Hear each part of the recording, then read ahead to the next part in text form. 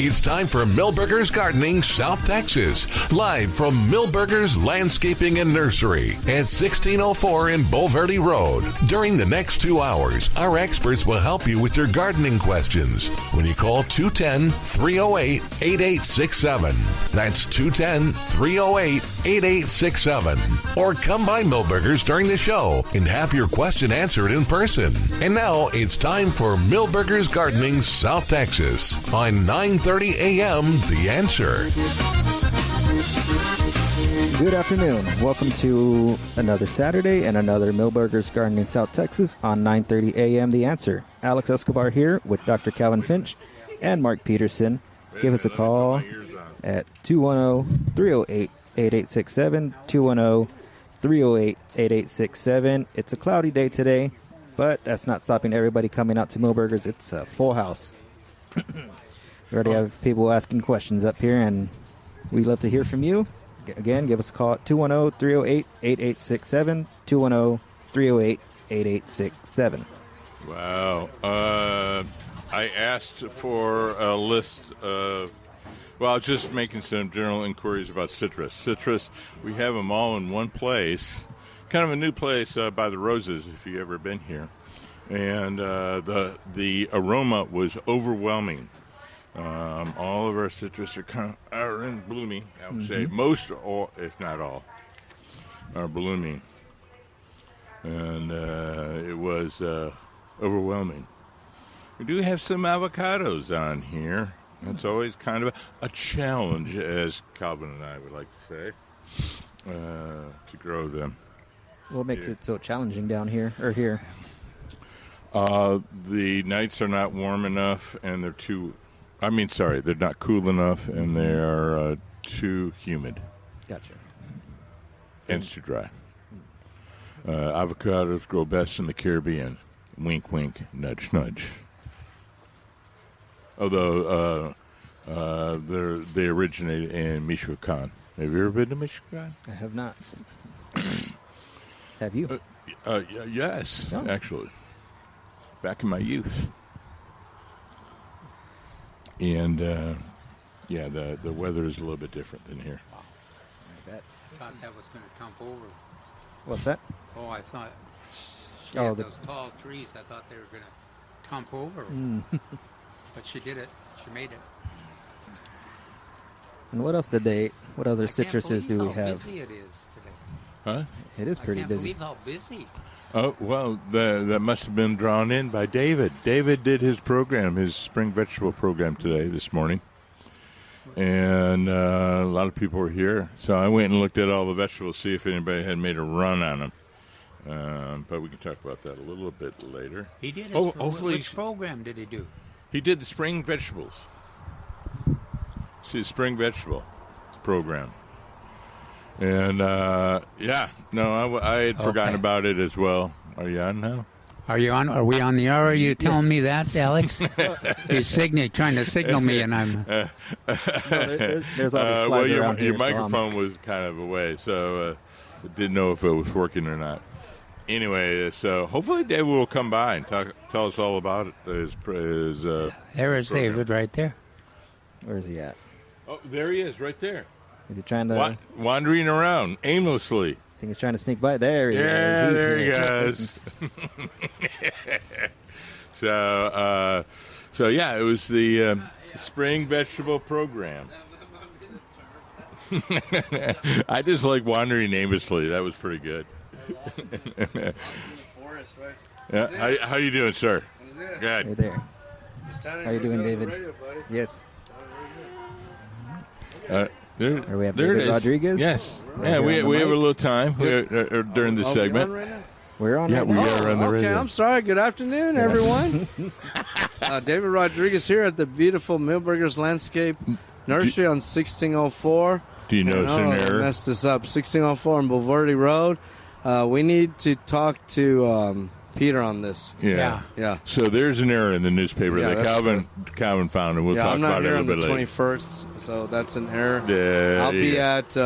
Now we could probably find room for the audience, but the parking would be. Yeah. tough. Well, I'm at the I did tell them that they did that, but I'm at the youth. I'm at the Bear County Greenies Urban Farm on the 21st because we're doing Youth Gardens educator spring training at our new offices. Yeah, which I missed last week. So I'll be over there on the 21st. Oh gosh! But I knew I was supposed to be here. I hope you. Does that mean you're leaving me with your unruly audience for the turf grass? We're doing the monarch and milkweed class. Two for one. Talk about monarch butterflies, milkweed, and turf grass all in one day, Calvin. Yeah. Congratulations. Yeah, we just conducted our annual spring vegetable seminar here at the nursery. Good attendance as always. We weren't sure about this rain. So it was kind of like Chicken Little with the rain, and so they moved us inside. They moved us inside just to be on the safe side. And every time we do it. We definitely could use the rain. We need it, Calvin. We need to pray for it. So, inside that greenhouse here at Milberger's Nursery, I mean, that's so beautiful. They got so many beautiful floral plants and the indoor plants. I saw a few. Unbelievable. Yeah. Unbelievable. I saw a few of the orchids come out of the Phalaenopsis. Boy, they look good, dude. You know, I kept looking. What's smelling over here? It's the Society garlic. Oh, no. It's one of the things. We were thinking it was a garlic. We were thinking it was a dead rat. That's what I was thinking, but it's Society garlic. That's a deer resistant. I was going to say, introduce Alex to the springtime on the porch. You never know what is going around here. Yeah, Society garlic. I do believe the last week it was much more a dead rodent. Yeah. It was much more pungent. So we talked about spring vegetable gardening. A lot of good questions, a lot of good subject matter. Yeah, what was the most common question? Tomatoes, as always, and you know what to minimize problems, and of course, Big Tomato. Milberger's Landscape Nursery has an excellent selection of tomatoes, including Big. So everyone come out this weekend. I was going to say, but I wanted to warn everybody. Thanks for that. The selection is getting smaller. Boy, I'll say. Yeah, so we still have a wide variety. I made a list this morning, but we still have a lot of the recommended tomatoes. They have 968. Yes, they do. Because I think everybody ran over here for 968. No. I know where it is, so I check every time. Ruby Crush? We have some Ruby Crush. Tycoon? Yes, we do. Celebrity? Yep. Oh, this is the question I wanted to ask. What's the plus in the Celebrity plus mean? Once you find out, tell me. Okay, good. I feel much better now. Yeah, I don't know why they're doing I don't know either. And we've had that question. I was looking over there at the tomatoes. Are all the 1 gallon they potted up and number one's gone? Yeah. Well, the grower that we're working with now for this market out of Schulenburg, he's doing a great job. He really is. We had a lot of them. He just can't stay up on the 1 gallon tomato program because he's trying to get everything else going. So whatever he has ready, basically they're shipping them here to Milberger's because I remember on a good weekend they would move 300 or 400 gallon tomatoes here. Easy. Yeah. Well, we had the class on the 28th. I mean the 21st. Yes, sir. And they took a lot of tomatoes with them. So he'll probably kick it up a little bit next year. Well, he's just trying to get everything else that you mentioned going first. So let's point that out. I don't think you'll find that anywhere else in the city. We'll have tomatoes already potted up in number one cans. So, yeah, we had this little discussion before. Are you still? I'm kind of getting inclined. We're planting directly to the ground now. Okay, but we're stressing insulate. Yep. Big cages. Yep. Good nutrition program. Proper watering, and we're also keep some in gallons, just for space them out. Right, space them out. The later you wait, the larger the plant should be, right, Mark? Right, Calvin, right? Yeah, but you don't want to wait so long that they all start blooming and. Yeah. Get them. I'm going to tell you this 968 tomato we planted a little 4-inch 10 days ago. Mm-hmm. They're in gallons, almost triple the size in gallons. I use the old recommendation of copious amounts of fertilizer, and they already had a little fruit on them, so we're going to have to trim those off. this week it's going to weigh down those plants. Well, but that 968, buddy, that's a champion, man. It sounds like we might have a better tomato season this year than we did last year. Last year was horrendous. Let's just hope, and then if we do get rain, high humidity, and lack of sunny days, make sure y'all have y'all's vegetable fungicides ready the next day. What do you mean if we get rain? Well, it's raining somewhere. It's supposed to be raining right now. Okay. Right. Or it was supposed to be raining yesterday. Yeah, since Wednesday. It's coming. Yeah. It's coming. Yeah. It's coming. Nice breeze at least. Yeah, right? and right now there is. Yeah. But a nice crowd, and I won't be here March 21st, so Calvin will do butterflies, milkweed, and if you got turfgrass questions during his talk or afterwards, Dr. Calvin Finch. I wonder if I'll be able to tell in the audience whether they're butterfly people or turfgrass people. A combination, right? He's a triple header that day, right? Not a double header, triple header. No, we're excited. Just remind Peter again about the misprint if he doesn't know. Yeah. So. The class is. Oh no, we'll remind him. Yes. Class has got over 40 that have registered. Oh, that's good, Calvin. We'll take. We can handle more folks to take part in the lecture, but at this point we won't have the extra. And y'all gonna be down there at the. Yeah, we'll be right down there. Okay, so I don't want to jinx Dr. Finch here. So weather permitting. Hopefully it doesn't rain that day. But the good news is, and David, you know this because you've gone through it several times, the staff is able to mobilize. Oh, man, they're great here. And they're great. The greenhouse becomes our auditorium. Yes, Peter and Nelson and the crew here, that's unbelievable. They work hard. They really work hard. I saw them unload this Fiesta nurse out of Escobar County in the back, and the ladies have moved half of it up here already. So I might talk to them about the Society garlic, but I think y'all like the fragrance of it. So it has a unique smell, right? It does. It's very interesting. It's one of the best deer-resistant plants too. Yeah, I'm sure. And it smells a lot like dead rats. So that's why I keep walking this way because of that. Your alyssum doesn't even overcome. Yeah, no. If I put some flat of alyssum up here, I don't think it would. There we go. I think it would run away. So updates on the Bexar County Greenies Urban Farm and the Texas A&M AgriLife Extension Service offices, 1615 Sherman Street off of 35 and Walters, directly across Fort Sam and right behind Young Men's Academy, the former Wheatley High School, and we should have all our vegetables planted by April 1, and then we'll do some fruit trees, citrus, and then we'll be. Is there a grand opening, or has there already been? They had it in early January, so it's a beautiful. It's a county facility. It's for the citizens of Bexar County, so it's open during working hours, Monday through Friday, and a lot of great things are happening. It's good, Mark. Once we get it where we need to be. A lot of good things are happening out there. Well, I had a personal invite last week when we had Prairie View down. Oh yeah, last Saturday. Okay. But I was too lazy. Thank you. Oh, you didn't make it too? I didn't make it. I was going to say thank you for attending. No. What encouraged me was a light breakfast. So I'm like, ooh, tacos. Maybe. So the 1890 program, Prairie View University has increased their efforts in the county. So we have many more employees, which is good.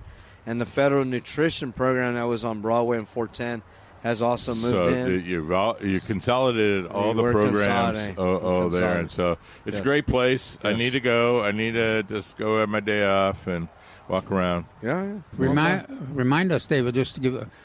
Is there any Master Garden classes scheduled? Yeah, so if you look at the thank you, Calvin. If you look at the Bexar County Master Gardener website, not only all the good things they're doing around the county, but also scheduled events. Even if it's a general meeting or other, the public is welcome. Everybody's welcome. So just look at the website.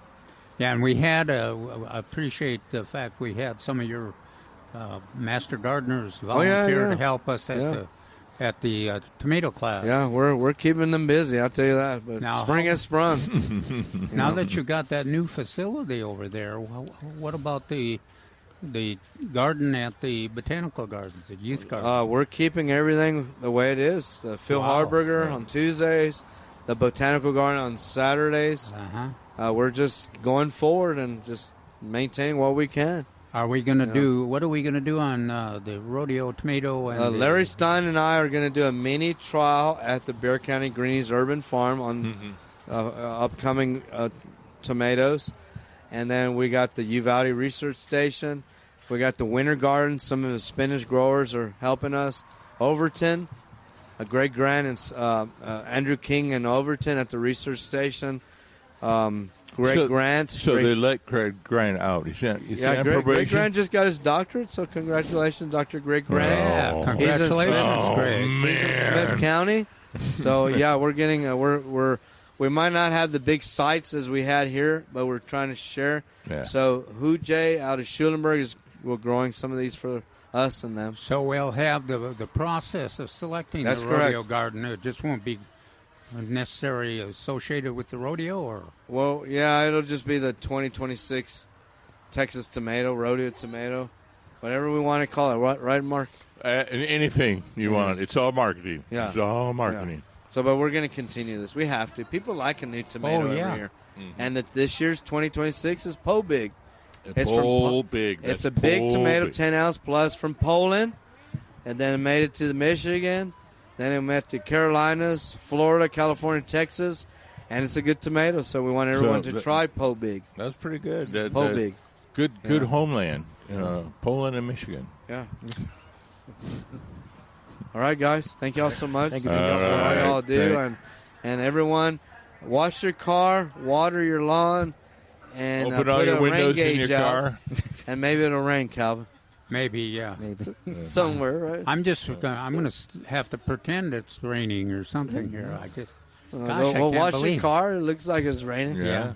Thank you, guys. God bless you. Thank you so much, David. God bless. Take care. All right. We appreciate that, David. Hey. Oh, yeah. Your stuff. Oh, Okay. he'll leave it.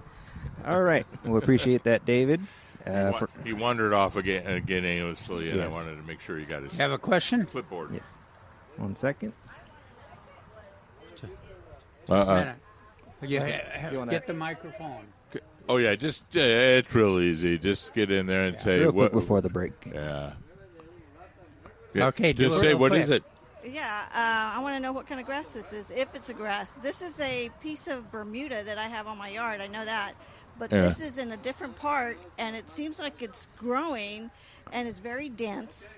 And, but, I mean, this is during the winter, so it's kind of dry. Does it have a little bit broader leaf? No, or it's very thin. very thin? I'm thinking that it's Bermuda.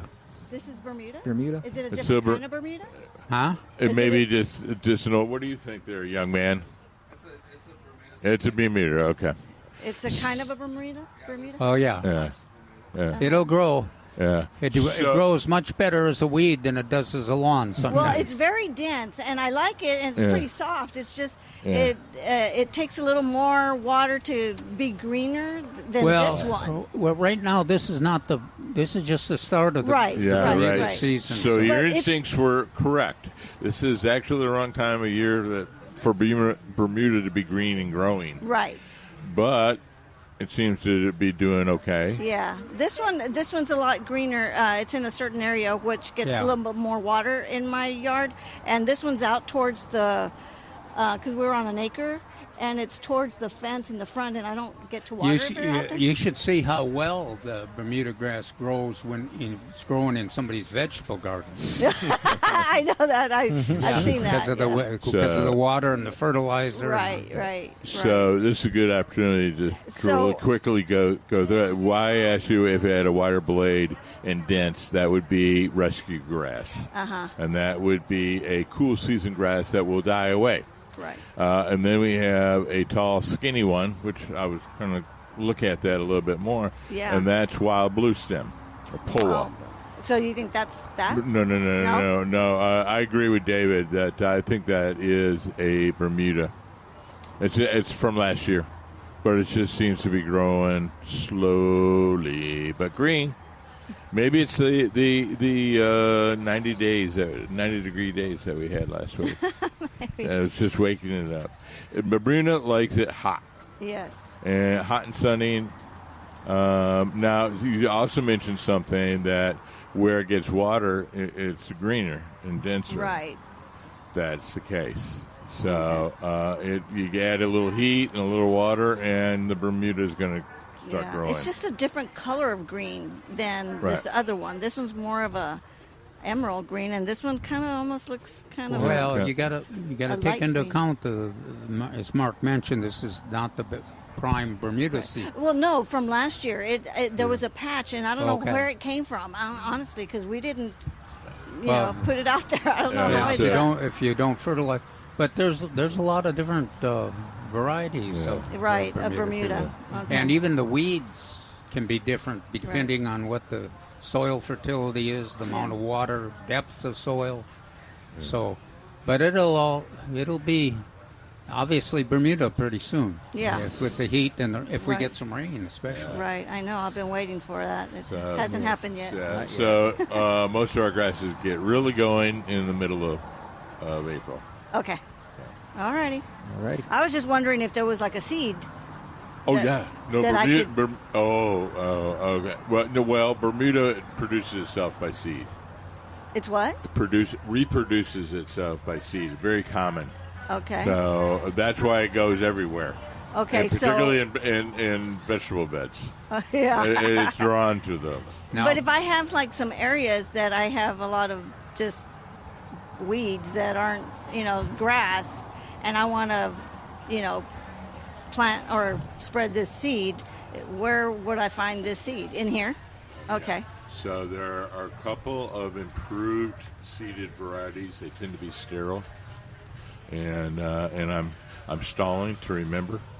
One is Sahara, and one has an Indian name.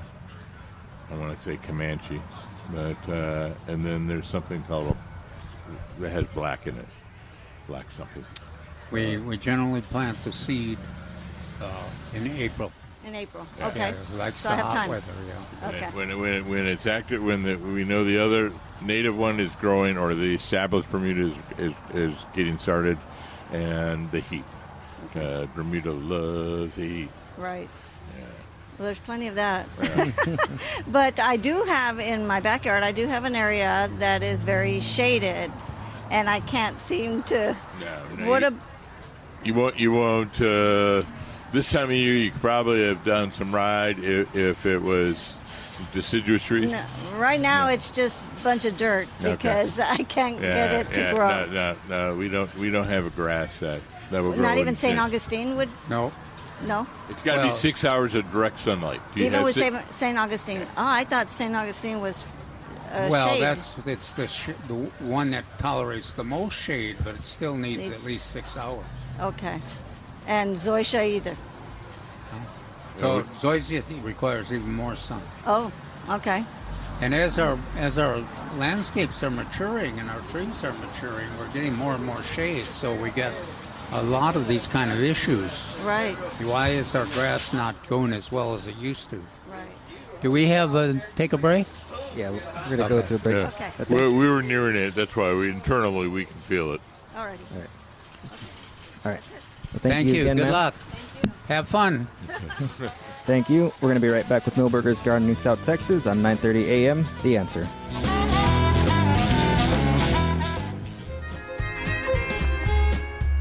Welcome back to Millburgers Gardening South Texas on 9:30 a.m. The Answer. Give us a call at 210-308-8867, 210-308-8867, or if you're walking around Millburgers right now or have any questions, you can come up to the patio and ask us any questions, and we can try and get them turned off?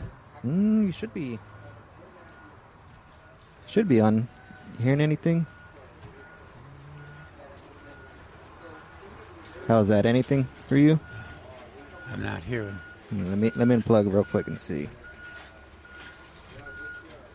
Any difference there, Calvin? Having some technical issues, but we are still out here. And Are we on the air? We're on the air, yes. Can you hear what I'm saying, or you having For some issues? some reason, I'm not.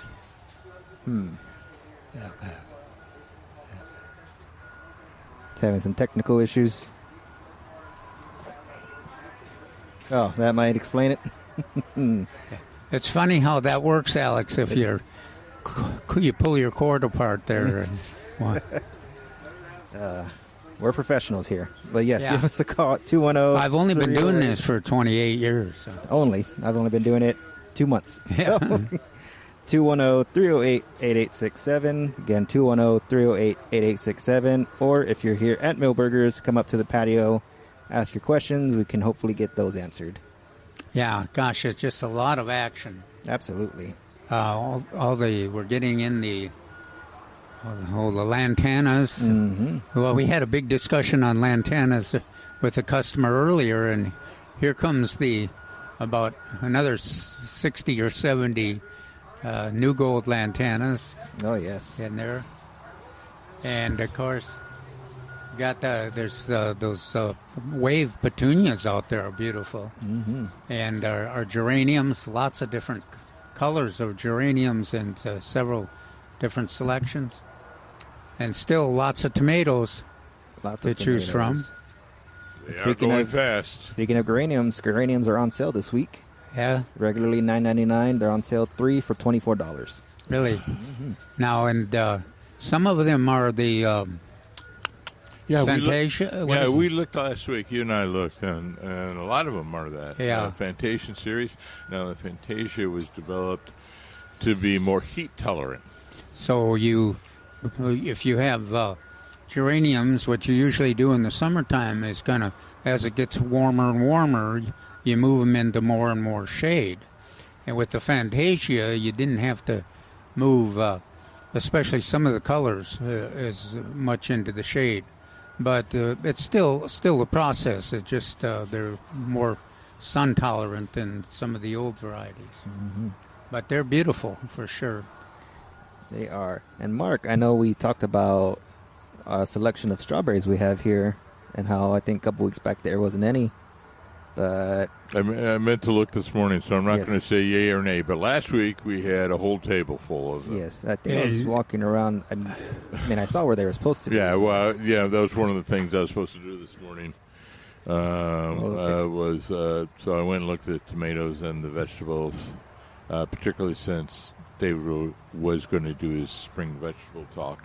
Yes. So transplants. But I was supposed to do the strawberries. So we had a whole heck of a lot, but I'm not going to say yes right now. Yeah, you guys mentioned the bluebonnets. There's the bluebonnets blooming out there in the landscapes. Mm-hmm. Yeah, They're blooming. Yeah. So the road to the side right now. So some of those questions we had about whether the wildflowers got injured in the freeze. Yeah. Obviously, some of them didn't get much injured, or they real quickly recovered because they look beautiful.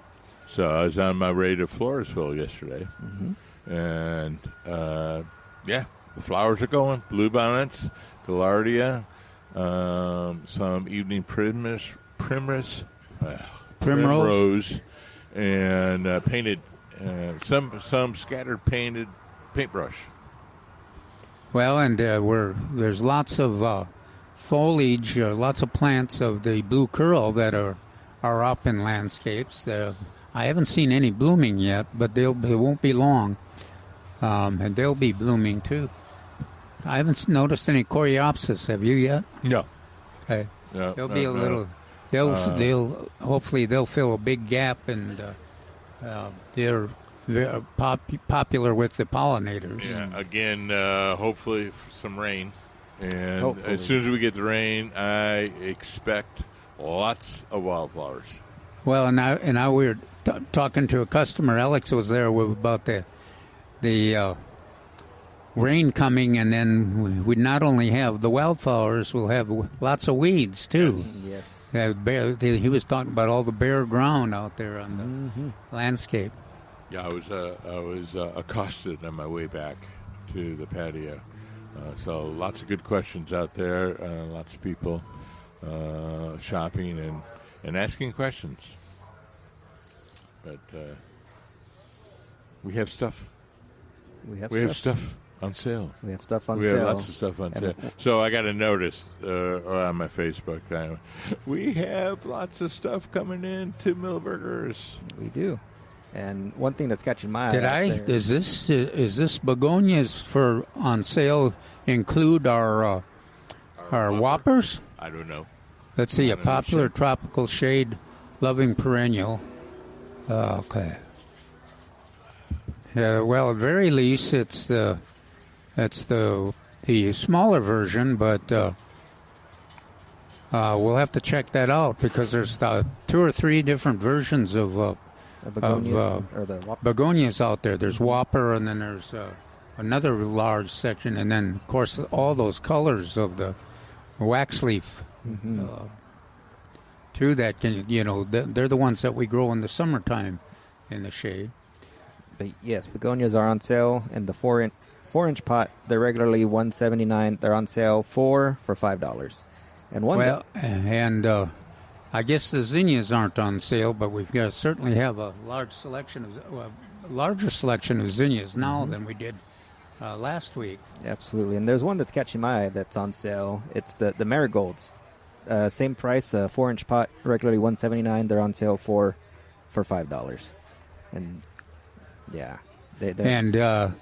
there's let's see, my favorite Dreamland zinnia. There's some of those, and then the one that starts with the P. Mark likes. Yeah, no. I'm sitting here going, what was the one I liked? Which was the one I liked? Gosh. I remembered it this morning when I was working on my article. I can't remember.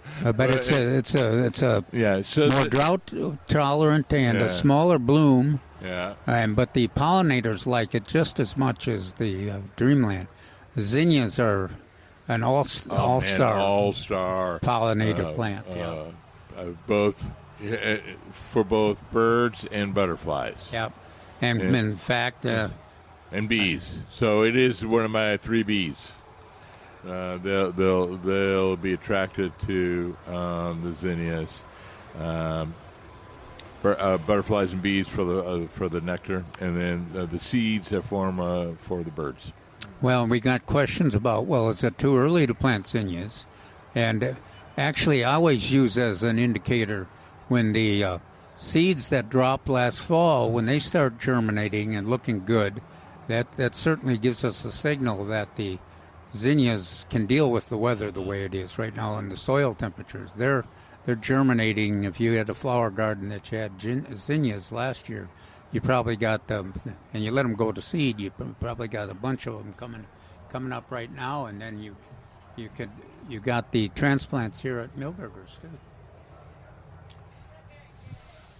Yes, all that and plenty more for sale, and we'll discuss them more when we get back. Give us a call at 210-308-8867. We're going to be right back with Millburgers Gardening South Texas on 9:30 a.m. The Answer.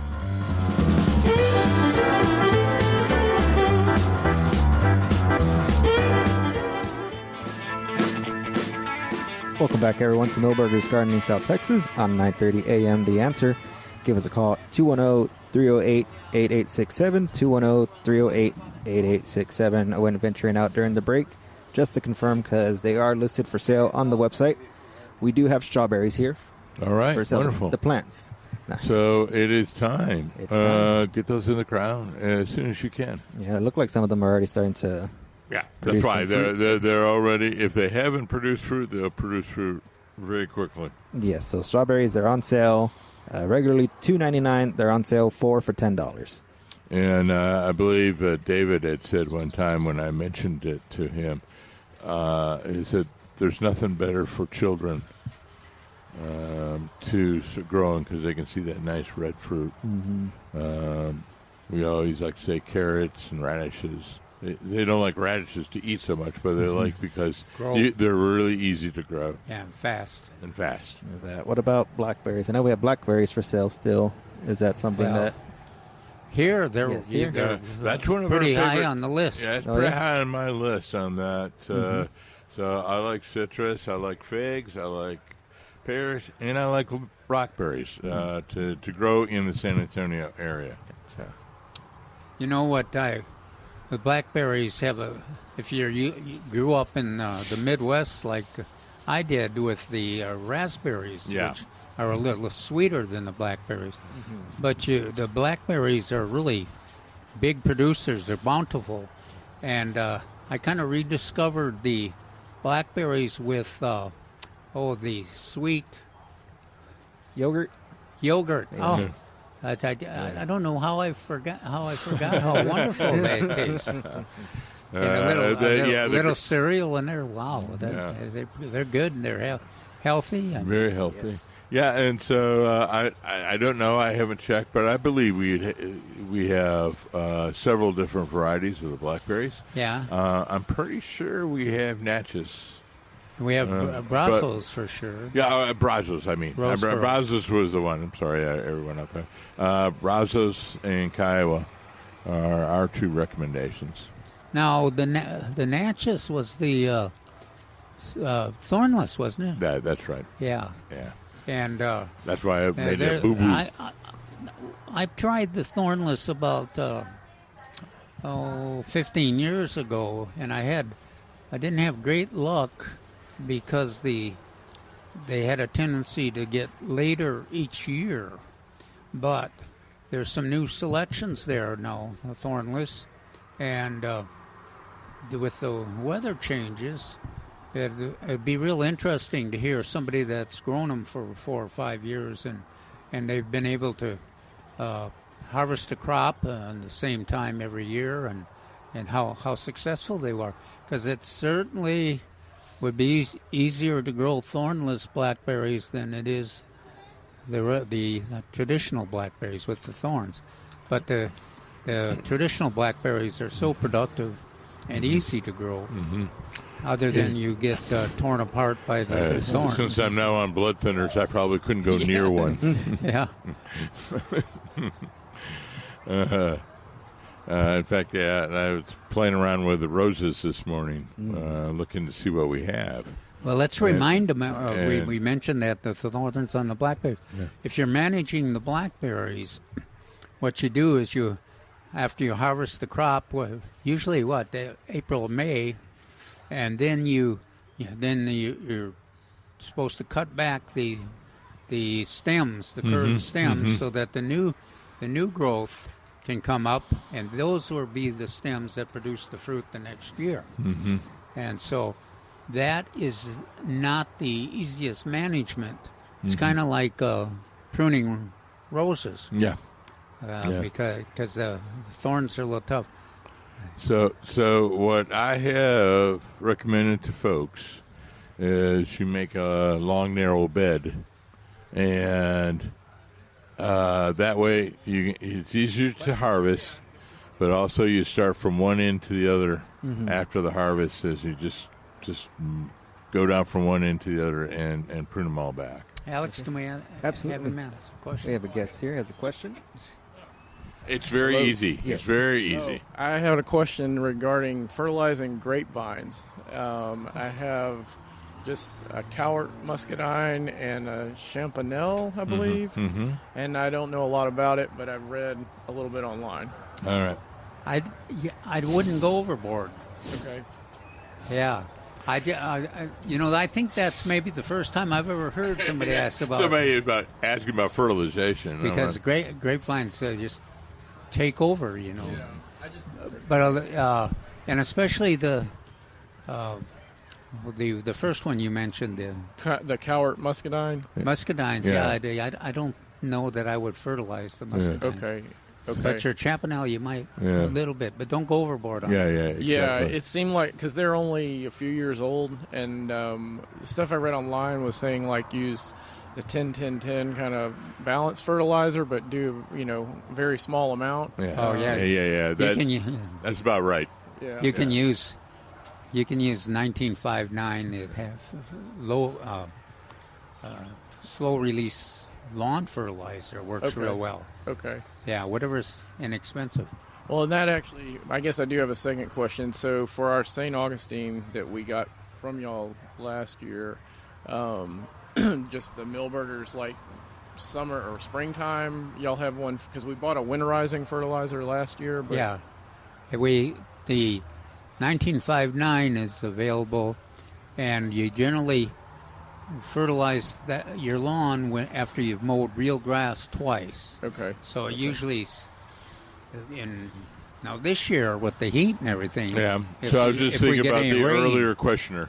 Yeah, we might be April 15th or so. Okay. Yeah. And then we actually just put like a light layer of compost on our lawn, but I can fertilize on top of that. Oh yeah, as long as you didn't go overboard. Yeah. No. So, yeah. Okay. All right. Well, thank you guys. All right. Good luck. Thank you so much. Bye. Thank you. And yes. So a couple of things there is management is cut a couple times of real grass. That's usually going to be in the middle to late April, and then apply the fertilizer. So don't necessarily listen to somebody with a Scots accent telling you to buy fertilizer right now. Wait. And unless it's on sale. Huh? Yeah, I was going to say usually we have it on sale. I'm not going to say yay or nay, but usually we have 19.59 on and sale. it really stores pretty well, so you don't have to worry about that. That's a really a useful, versatile fertilizer because half of it is slow-release nitrogen and half of it is fast-release nitrogen. So it works for the lawn. It's primarily for the lawn, but it works on our vegetables and our flowers, our trees. Yes. Well, it's just a real useful product. You're asking, we do have Osmocote Indoor-Outdoor on sale. It's a 2-pound bag, regularly $21.99, on sale for $16.88. And that's for containers. Yeah. Well, it says indoor-outdoor, but yeah, that's what I mean. That's what it means by that. Yeah. It's not for the beds. Not for the beds. So much. It's so you'd be applying a higher cost fertilizer for a limited area. And you don't want to do that. And it really works well for tomatoes. Yeah, I know. So that's why it's on sale right now. It's like we're encouraging everybody to purchase them for the tomatoes. Gotcha. But yes, if you're walking around, is it still feeling like a little rain, huh? Yeah, the wind's picking up here and there. Wishful thinking. Yes. Keep thinking. Keep praying out there. Knowing our luck, after a break, it'll start pouring. But just like every time we bring up butterflies or something else, they usually show up after a break. What I'm really hoping for is 201. 201. That's when it needs to start raining. Oh, now, of course, you had to pack up everything and bring it to your vehicle. But at 201, Calvin and I are on the road. Can be on the road. Well, yes. do you take it to the vehicle now, or does it stay here?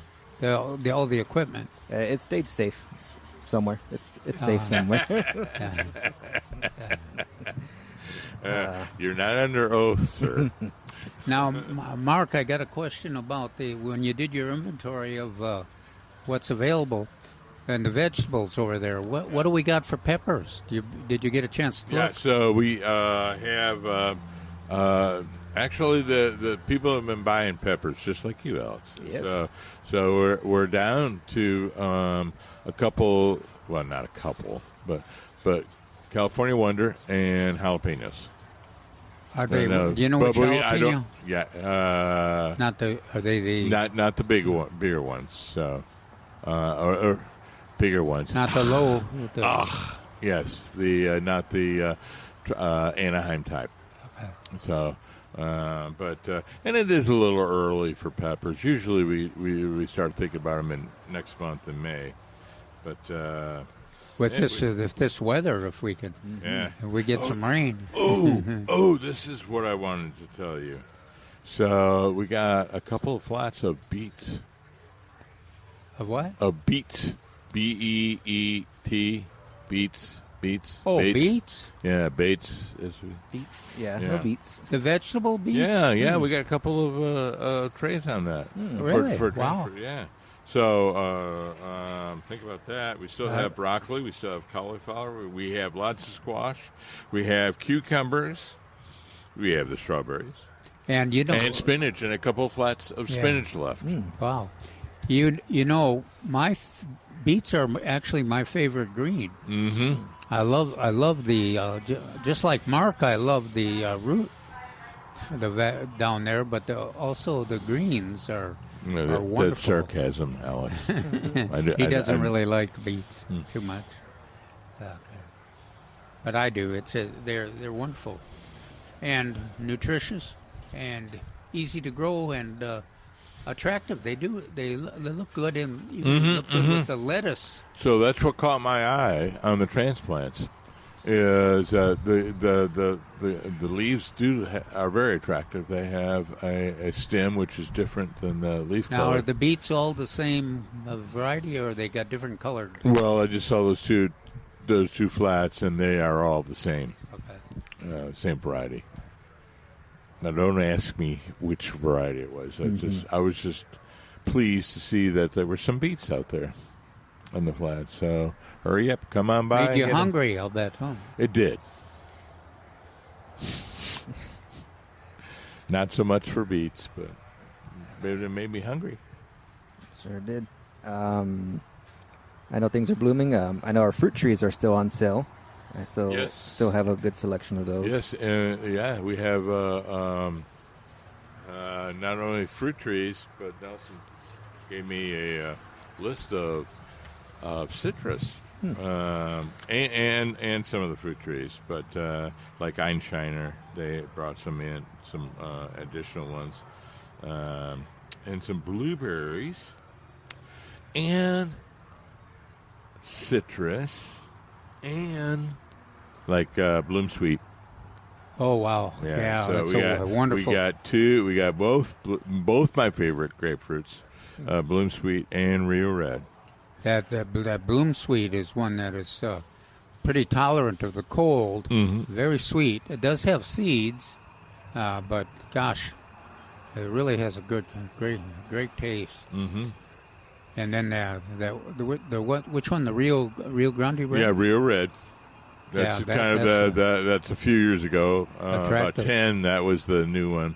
And this Bloom Sweet is a couple of years now. What other selections do we have? Do we have any Satsumas? Yes. We have a Miho. We have Frost. And Arctic or both? No, just an Awari Frost. Okay. So that's a combination of the two. We have Sito. So we have 3 good ones of the ones I recommend on that. What else we have? Some Meyer, Ponderosa lemon. You know the difference between? Oh, actually, Ponderosa lime and a Mexican lime. What's the difference? One's for margaritas and one's for gin and tonics. Good to know. What is the other one for? Gin and tonics. Oh. And margaritas. But the main thing I wanted to, since you allowed me to do this. Yes. The main thing is, it's kind of controversial. Calvin and I don't always recommend this, but we have 4 different avocados. 4? Varieties. So we have Don Juan. Actually, we've got 5. Wow.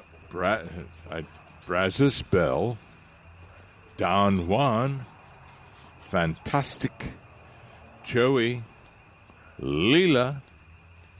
Actually 6. Or 7. Wow. More.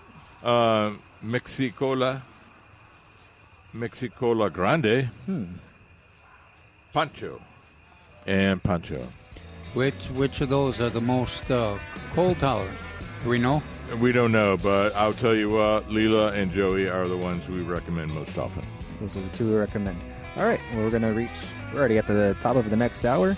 We're going to be right back. Give us a call at 210-308-8867. We'll be right back with Millburgers Gardening South Texas on 9:30 a.m. The Answer.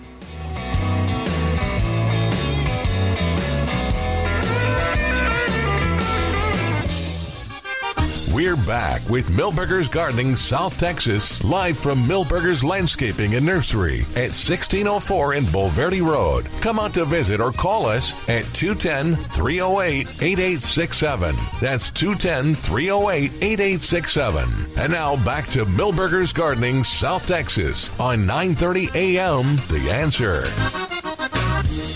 Welcome back to Millburgers Gardening South Texas on 930 AM The Answer. Alex Escobar with Dr. Calvin Finch and Mark Peterson.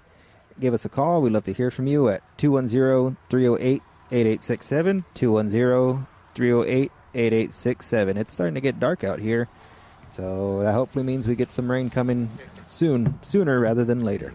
Beautiful. No, Calvin was just asking me about my coffee. I like it black. What are you saying?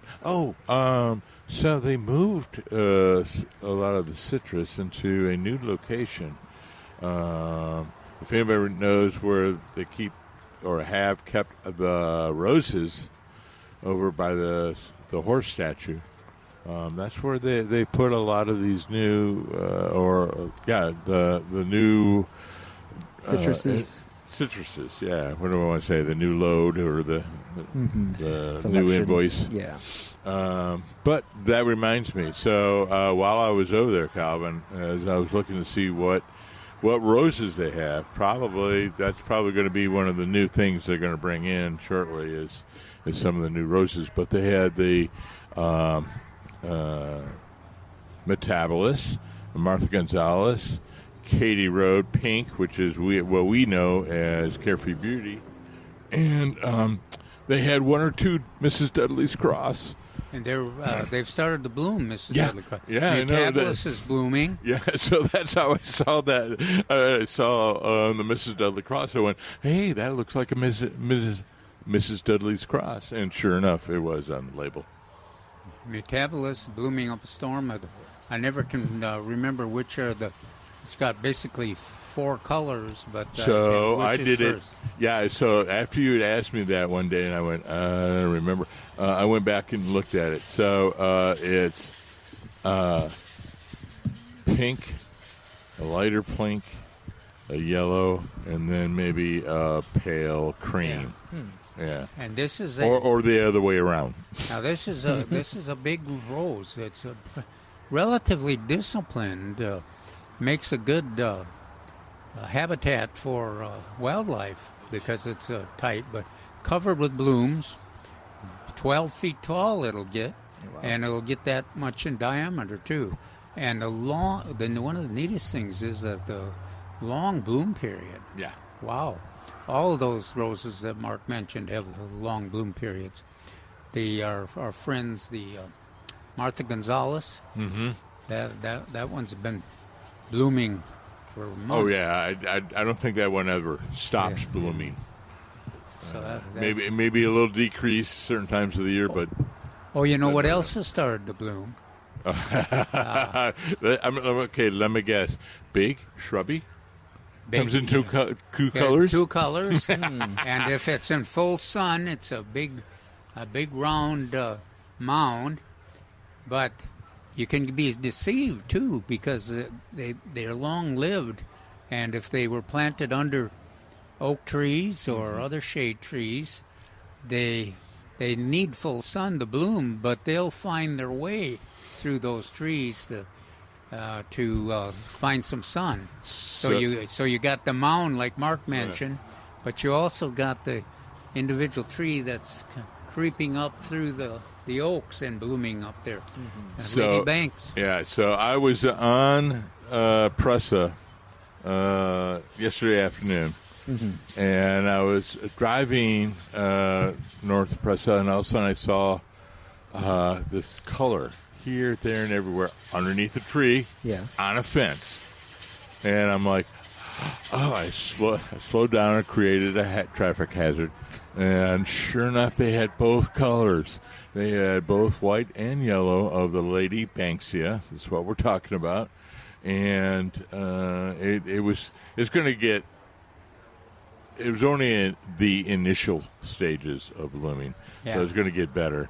But I was going to take a picture and then send it to you so we could talk about it today. So that's good. I'm glad you brought it up.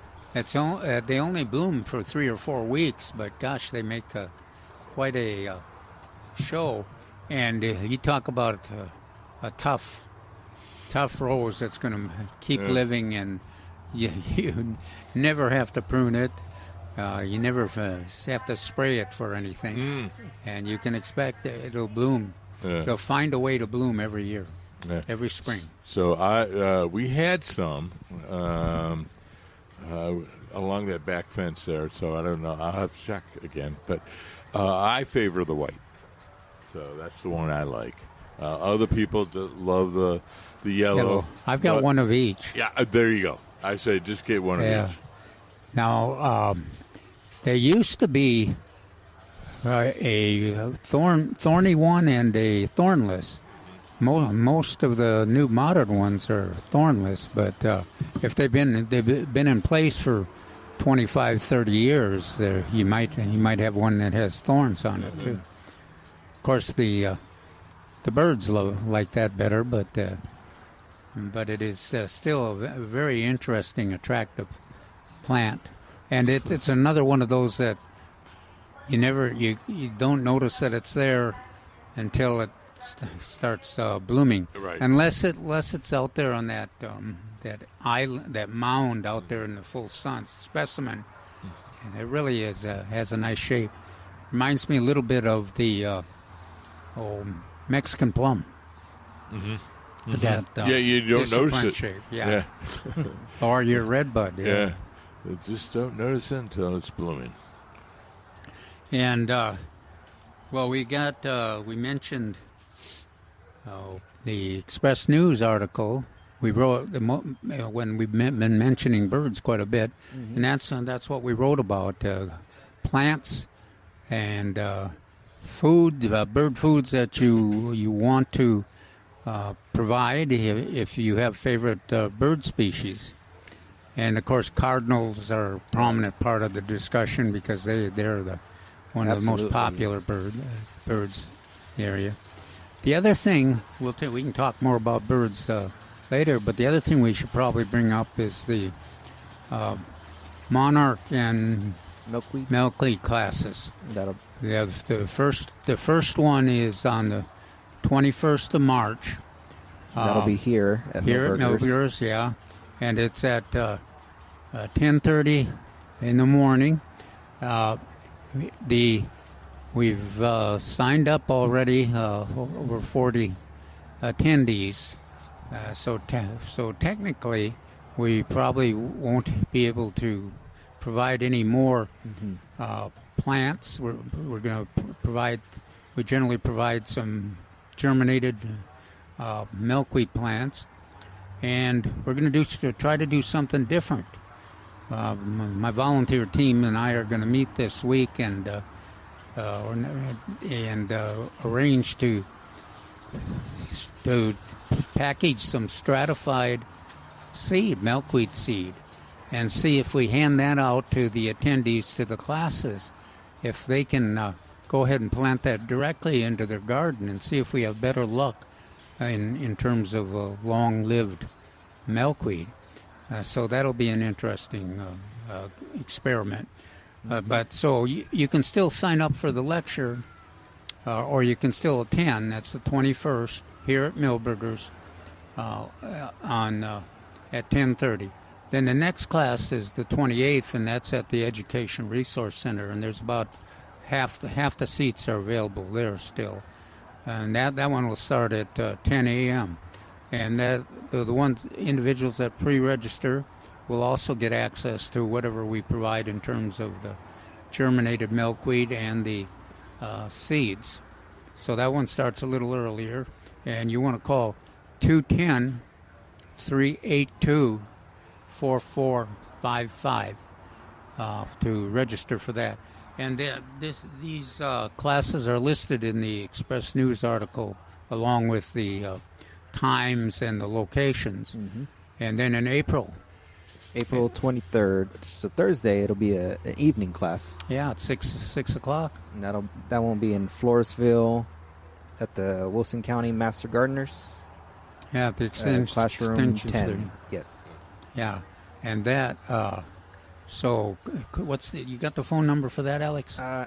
The proper one? The proper, I'm not 100% sure. Okay, well, start it, and we'll tell you. Does it start 573-282-8953?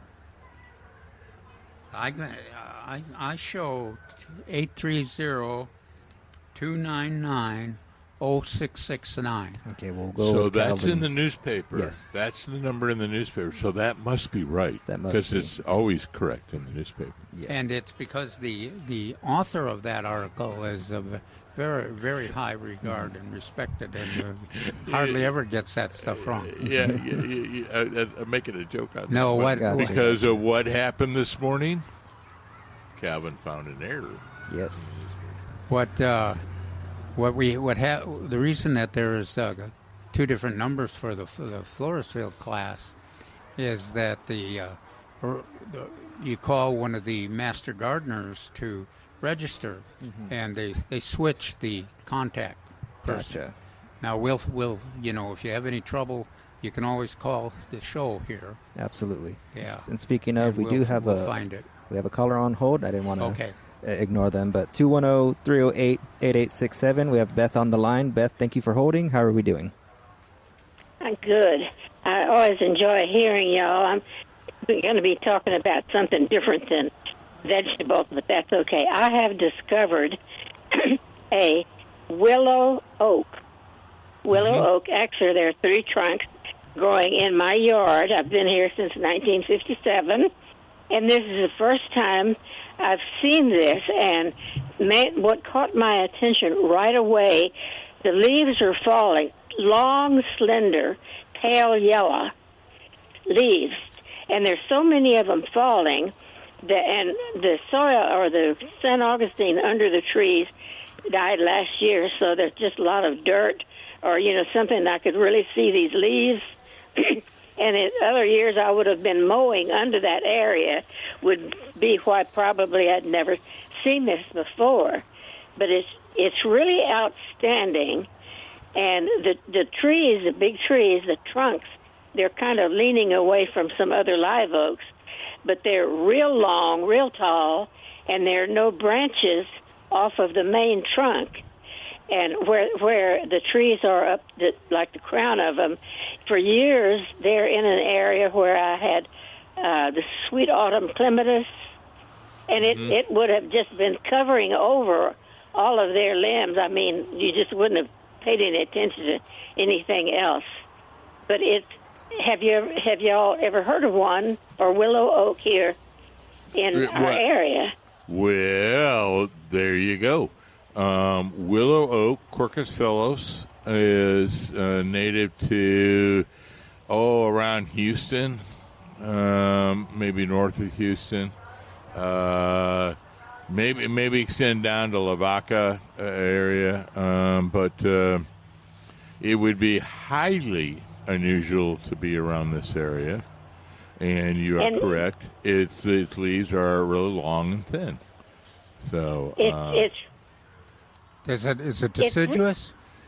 It is. Yes, that's what got my attention. Yeah. All of these hundreds of beautiful leaves pointing down toward the ground. I mean, just everywhere. Yeah. And I knew that I had never seen anything like that. So I went to Vine's book first, one of them, to see it, didn't find it. But Patty has it listed in her book. I was so surprised. So then I went to Corral and Johnson. I always like to go and look up and really get involved in studying whatever plants. And there's different species, but this one, they mention that there's one that kind of is separate from the other ones around East Texas. Yeah. But so wait a minute. When you mentioned Corral and Johnson, I have to do the because that is the Holy Bible. Yes. Well, there's plant ID. Is this mature enough? Has it produced any acorns? Well, I don't know. Because Mark, I that'd never be a had challenge for it, huh? It would be a challenge but I don't know exactly where you're. I can't remember, Beth, where you're located, but most of the soil would be too alkaline for it in this area. It prefers a more neutral or acidic soil. Mellow. Well, this is what I was thinking about because I'm in Oakland Estates, and I'm on a slope, so there's shallow soil. But anyway, I thought it's not too far from the septic tank field lines, and where I have a fish pond anyway. So I thought that might have given it some help as far as moisture. Yes. But I know years ago when they were putting in the septic tank, they had to use a jackhammer because the rock was so shallow. So this is just really unusual. And to me, talk about Correll and Johnson of the Bible, I've always loved I just love to really get down and study it. And last night when I was studying about the different acorns and the details they gave about the acorns, and all of that, I thought, this is so much more fun than playing bridge. A woman after my own heart on that. Well, because people think, you identify the trees from the bark and the leaves, what have you. Well, for oaks, you do it by acorns. I mean, that's the definitive way of doing it. And so each species has their own unique acorn. And so Beth is absolutely right. When you get into Correll and Johnson and they're identifying the different species, that's how they're doing it. Well, I always have to keep a scratch pad by me and write down any of the big words that I don't quite understand. I get what they're talking about, but then that's fun then to go back and look them up. Yes. Years ago, I always said I wanted botany to be my second language, botanese. And you're right, that it's all based on Latin, or Latin or Greek. So there you go. Yeah, it really is fun. So I just thought, well, I'd let y'all know and see if you had ever heard any around here. And I don't think there would be any. I don't think anybody would even notice them unless it were really caught my Mark eye would notice all of these. Well, I would go, I'd go, look at that. Where am I? Yeah, Where am I? But I bet you, Paul maybe slipped one in somewhere along the line or gave you one. Well, I was going to ask about, you got, is Paul Cox's book one of the Bibles of the tree? It's a very good one, particularly since it has the little maps associated with it. And you can look and you can see in Texas whereabouts it should be. And that's why I said I was thinking of the map when I said, well, it may descend into around Lavaca Bay, down that way, down Port O'Connor, that direction. And I bet you if you looked at it, there would be one little distinct area where along the coast east of Houston or west of Houston that I may be in. That sounds great, Beth. Keep us informed on what if we get some acorns this year. Yes, Beth. I sure will watch for it, but I think on my little bit of property, I have, 4 different ecozones because I'm kind of on a slope. And if you divided the property diagonally across it, the northeast part is where I have mesquite trees, and it has a different soil altogether, and then across the little ravine, not very deep, but then this southwest corner then is where it's shallow, and I have the persimmons and the live oaks and so on. So it's just fun. It's a wonderful hobby. I wish more people could get involved in it. Sounds great. I'm glad. Wow. I know exactly where you're talking about. So, I agree with you. It's kind of a unique little area. Years ago, you came out and talked to the neighborhood association about oak wilt. And one of the things you had said then that I was so glad was that if the creek or if the oaks come to a creek or a ditch, they won't crawl over the grit the ditch and crawl up the other side. And I thought, I'm so glad, because there is a ditch, which there's a big fight about now in our property about what to do, how to handle flood control and everything. But I was so glad to hear you say, no, those roots won't climb up my side. So anyway, thank y'all. I enjoy. Always enjoy the program. Okay. All right. Thanks, Beth. Bye-bye. Thank you. Thank you for calling in, Beth. And Christina, don't go away. We're going to catch you right after the break. We'll be right back with Millburgers Gardening South Texas on 9:30 a.m. The Answer. Welcome back to Millburgers Gardening South Texas on 9:30 a.m. The Answer. Alex Escobar with Dr. Calvin Finch and Mark Peterson. Give us a call at 210-308-8867. We're going to go to Christina. Thank you for holding on. What's your question today? How are we doing? Hi, good afternoon, gentlemen. Hi, Alex. I'm doing okay, not bad. How are you guys? Excellent. Good. Listen, I don't know how I'm going to follow in Beth's footsteps. That was very informative and interesting, but I'm going to try. I'm a fairly new listener, about 3 months or so, and y'all might have touched on this in the past, so I apologize if it's a repeat information. But I want to get y'all's opinion on Miracle Grow.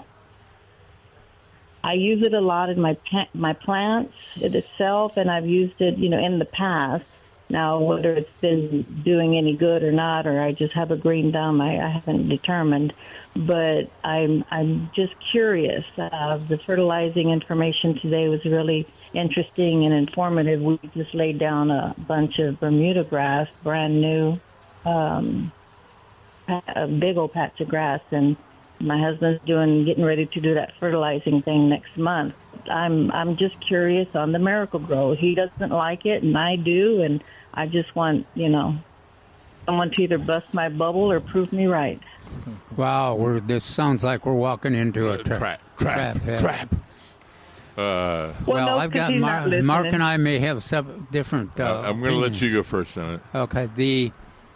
And for some situations, the Miracle Grow is a wonderful fertilizer. I think of it as a real desirable for containers and plants that don't need a lot of nitrogen. I wouldn't generally recommend it for turfgrass, though, or tomatoes, because they use a lot more potentially could use a lot more nitrogen, but. I know there's a lot of successful gardeners that do use it and are real happy with it. So, Mark? Yeah, I pretty much agree with that. So it's an excellent fertilizer.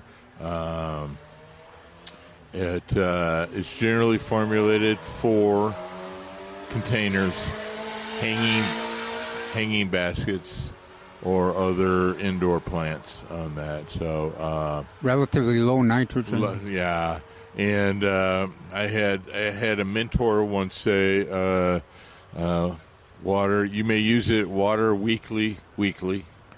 So WEEK and WEAK weekly. So he was cutting it by 75%. On the recommended amount, and then using it like that. So if you use it lightly, consistently, it's an excellent fertilizer. But I would never use it for tree or for lawn purposes. I might use it for for vegetables. Lawn. yeah. No, I might use it for vegetables, but it may be in a small bed. Certainly, I can't imagine that it would ever hurt anything or be a real threat to the plants, but the question would be, is there enough nitrogen, and is it a reasonable cost for the nitrogen? There you go. That's what I was going to get to is I suspect it's a small amount of nitrogen per very high cost, unit-wise, if you'd figured it all out. A lot of my plants are, I guess they're in the cactus or succulent. I have the crown of thorns. I have lady of the evening or lady of the night, depending on who you're talking to. And but it seems to really do good on my crown of thorns. and ivies. I think that's the only thing that's the thing that I'm really, really good at on my patio and my porch. But, yeah, okay. That answers my question. No, he won't let me touch his lawn. I mean, that's the no-no. But we had to get completely new front lawn this year. We did some home renovations, and they just used my lawn as a storage, a dumpster, pre-dumpster site. I guess. So we tilled it up and put some dirt and put some Bermuda down. He wanted that one, and we're fighting weeds on that one. So So, like we've mentioned earlier today, is you're not going to get a lot of new growth, or depending on the weather. How about that? A lot of green or new growth until the soil warms up a little bit more. So don't expect anything. Tell him just relax. It's not going to get green until next month.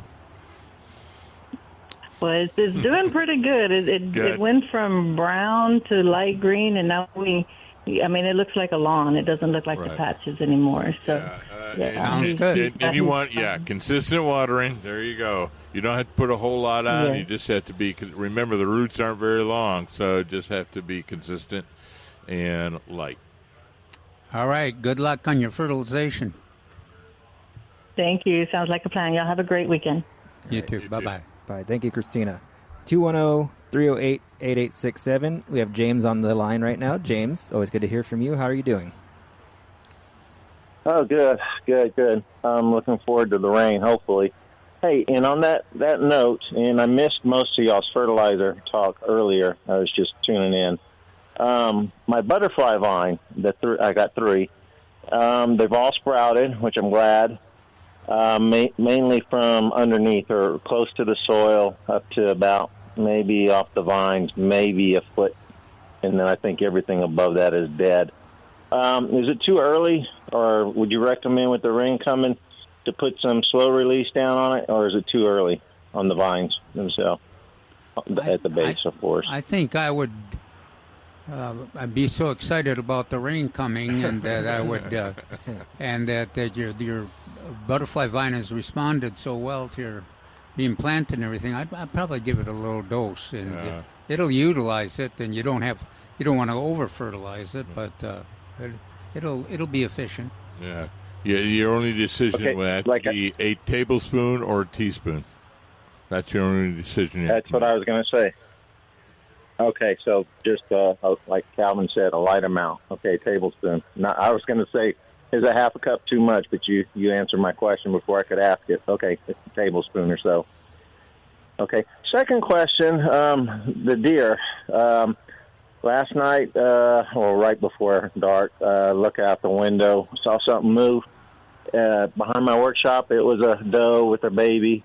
And there's just nothing for them to eat. And I have some water, so I'm sure they're coming to water. So I was trying to look for something to throw out there because I know they're hungry, like everything else. I've got some avocados that are way overripe for human consumption, unless you're really, really hungry. Will they eat avocados if I throw those out there? What is it? So it's a doe and a fawn, and no, right? Not no. You might experiment with it. Excuse me, I'm sorry. Now we've got a area in my neighborhood that one of the restaurants brings in their watermelon rinds and their cantaloupes and avocado, everything, and. The good news is they don't go overboard, but the deer do like that. Okay. Oh yeah, they find a way. They eat everything that they bring in. Now, of course, their favorite things are the watermelon mostly. I'm surprised. So I'll give you the scholastic answer is, you try to find something with alfalfa in it. That's what they would. That's the best thing for them and what they would prefer.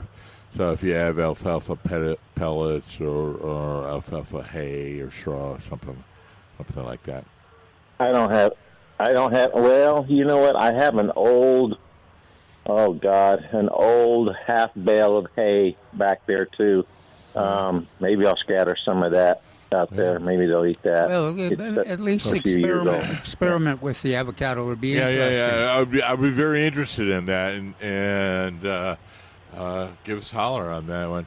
Oh, and on that the old bale, you may want to sweeten it with a little molasses, dried molasses or something. Yeah. Well, it I depends. just think what I had on hand, and I'll bet they'll like the interior material more than the outside peeling, but I wouldn't be surprised that they'll eat some of it, because there's not a real surplus of the green good things out there right now to eat. No, there's nothing. There's no mesquite beans. There's no acorns. Everything is gone. There's no pear on my cactus. I mean, I don't know what they're surviving on, really. And the forbs are far and few in between. Everything's just dried up until we get some rain. So anyway, I was just wondering. I was going to put them in the trash. I was cleaning the kitchen this morning, and I remember I saw those two deer, and I figured maybe I'll throw them out there. I got one apple I'll throw out there too. Okay. Oh yeah, they love the apple. Yeah, I mean. I know they'll love the apple, yeah, but I didn't want to throw the avocados out there. I didn't know if they might be something crazy like toxic to deer or something like that. No. You never know. No, okay. No. Yeah, go ahead. All right. Come and call us back, James, and tell us what happened. Thanks, James. Okay. Bye. All right. Thank you, James. 210-308-8867, 210-308-8867 while we're waiting for the next caller. I just got an update from the station that they're getting rain over there by the station. Oh, really? Yeah. Is it coming this way? I hope so. I'm hoping they're up there in the top of the building. Yes, so they'll know first before it hits us. Yeah, none of it's reaching in the ground. It's just hitting the windows. Do we have somebody on the line? We do not, no. Okay, no well, let's finish that. There was one more class that we didn't describe. The last class in the spring is on May 2nd, and it's the class that's in New Braunfels. And that's sponsored by the Master Gardeners and this year the Master Naturalists, along with the AgriLife Extension Office, and it's at their wonderful facility over there near Highway 46. Do we have the address for that? I think we do, yeah. 325 Resource Drive. Yes, 325 Resource Drive. The contact number, what would that be? Just want to see if it's correct. That is 830-620-3440. That's the same one I have here. And that's the AgriLife Extension Office there in New Braunfels. Mm-hmm.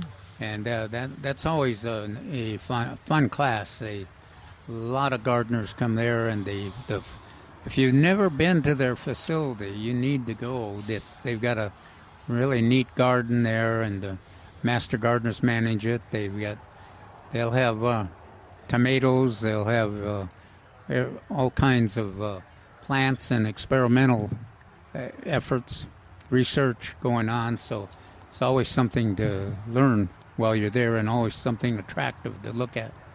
Well, and it's a big class too, and our monarch and milkweed class is the first one in the morning, and that's at 9:30, and then there's a whole lot of other choices afterwards. So we'll look forward to seeing you. Give a call and register, and then we'll have those plants and seeds for you. Absolutely, it should be fun. And then give us a call at this show at 210-308-8867. We'll wait for your call after this break. We're going to be right back with Millburgers Gardening, South Texas on 9:30 a.m. The Answer.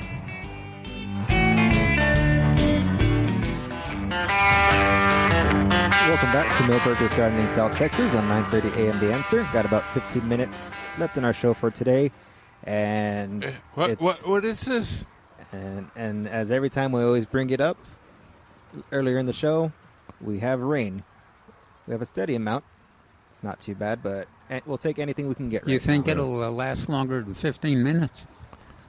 We'll find out. Does it last longer than 7? This would be a perfect rain to last for 6 or 8 hours. That's what we would want. That's beautiful.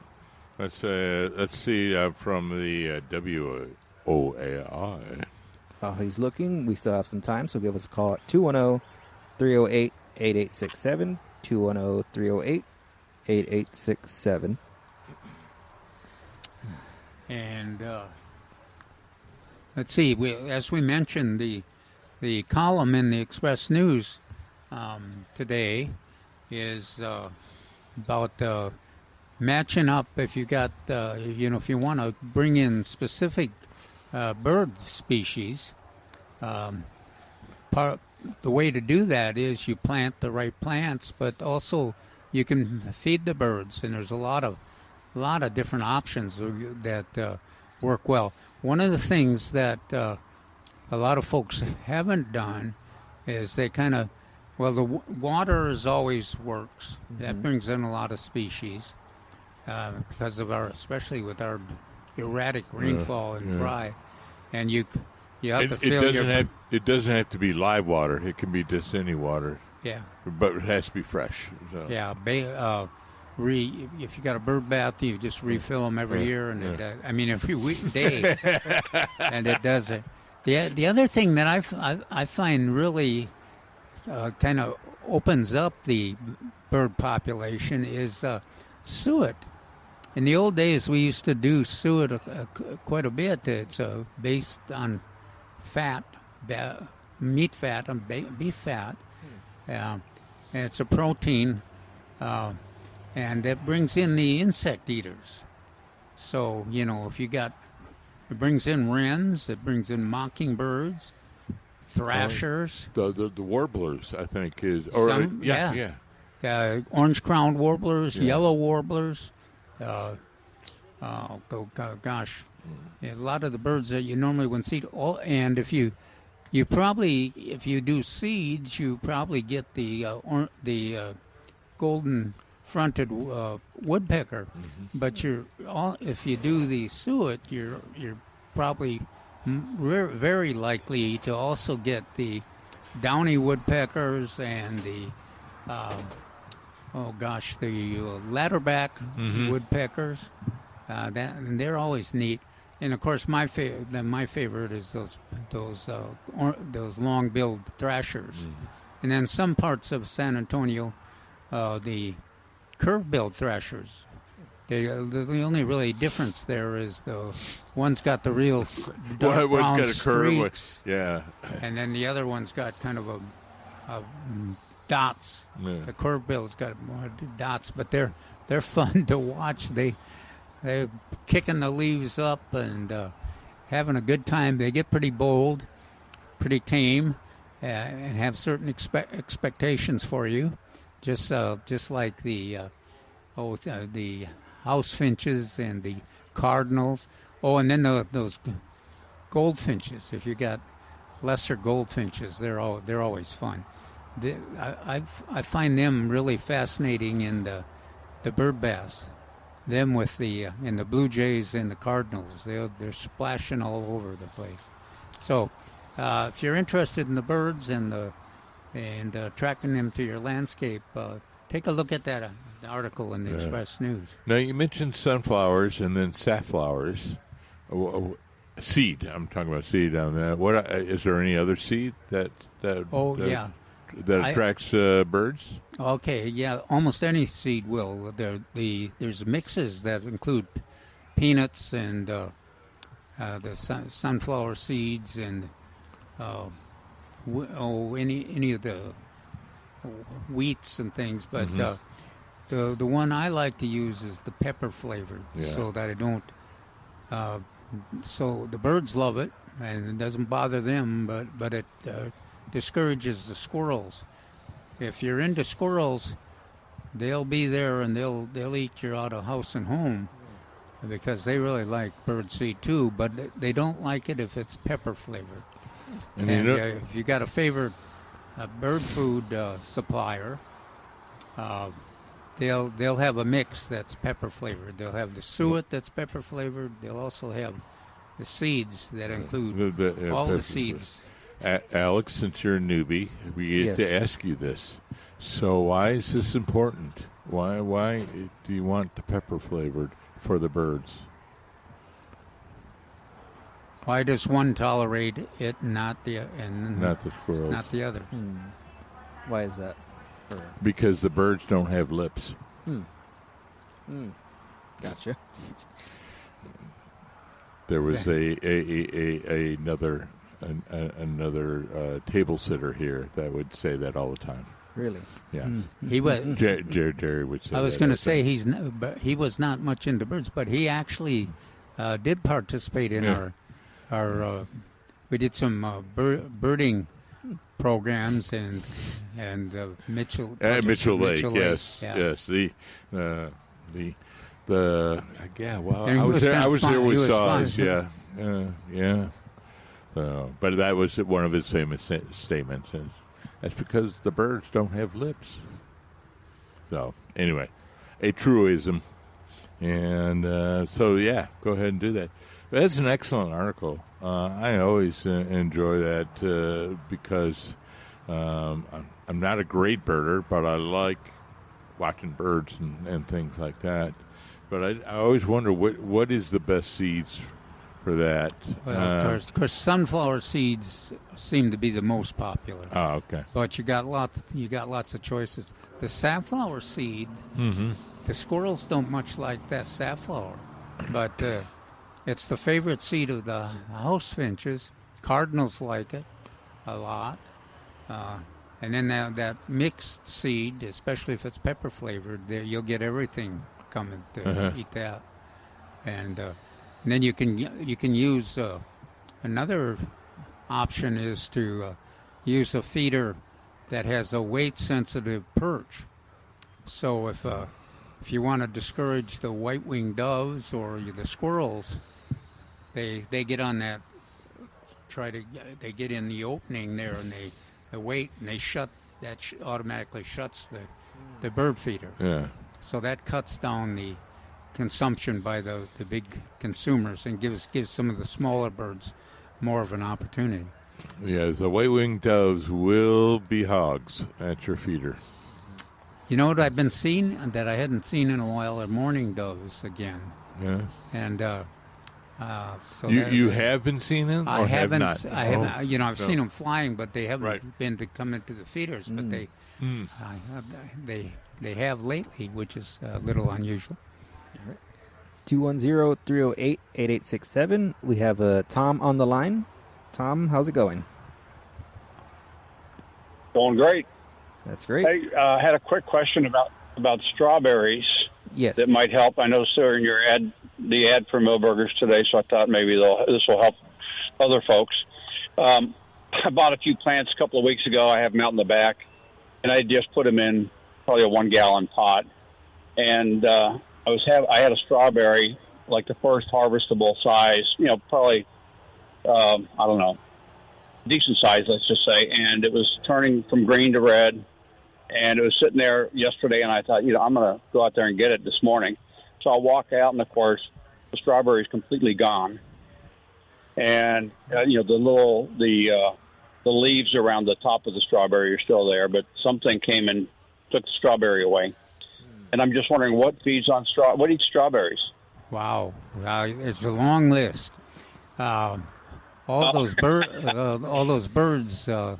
Mockingbirds, blue jays, cardinals will even feed on the berries. But the whole berry's gone. I mean, it's not like a peck or I guess they could carry it away also. But you got any squirrels? Yep. Yeah, squirrels will take the whole berry. Yeah, I'm going with raccoon. That's my guess. Okay. Raccoon. Oh yeah. So what can you do? What do you do about them as far as planting strawberries and trying to eliminate that problem? Well, in the past I have suggested a small terrier as a good protective. However, I know I know Calvin's West Highland Terriers, and I don't know how good they would be in that. My current group is very loving, but they're not nearly as effective in controlling the squirrels and other strawberry eaters as my last generation was.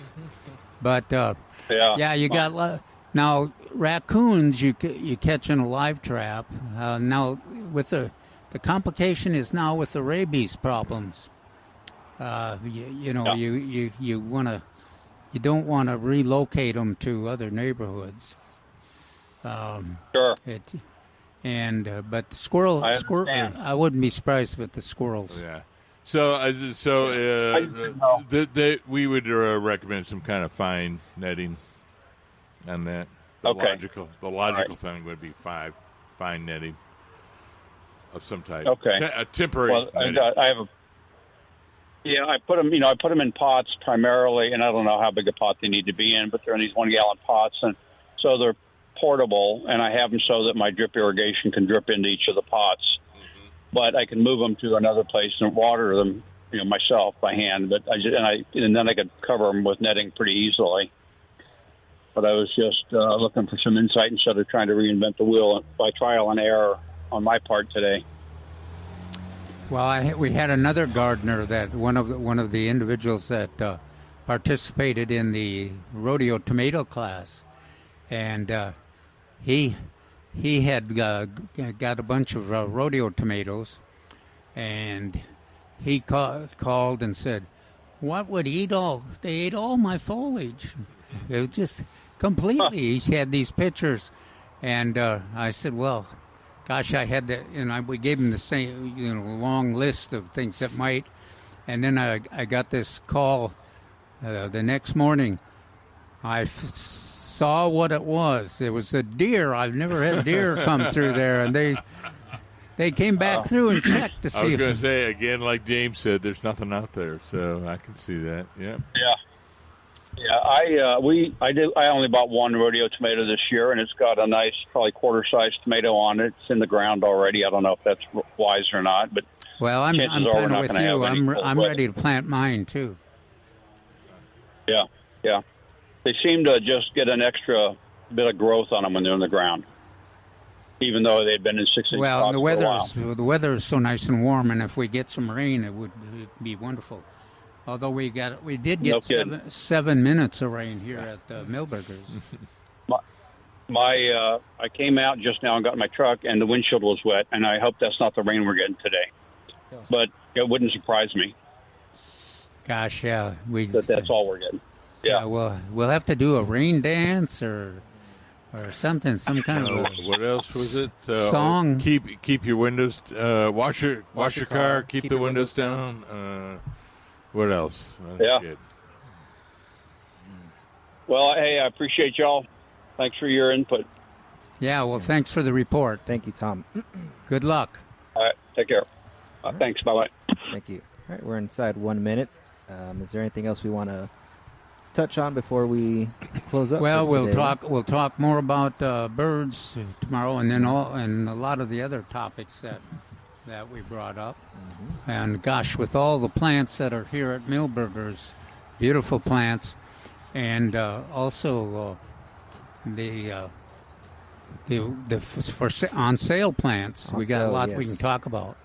We can get more into the vegetables too. Yeah, yeah. Mm-hmm. And on that note, Neil Sperry made a mistake in his answer to a writer. We'll have to bring that up tomorrow. We'll just have to bring it up tomorrow. All right. Yes. Thank you again for listening. We'll be back tomorrow at noon with Milberger's Gardening South Texas on 9:30 a.m. The Answer. I'm Alex Escobar with Dr. Calvin Finch and Mark Peterson. Hope you have a great rest of your day. We will see you tomorrow.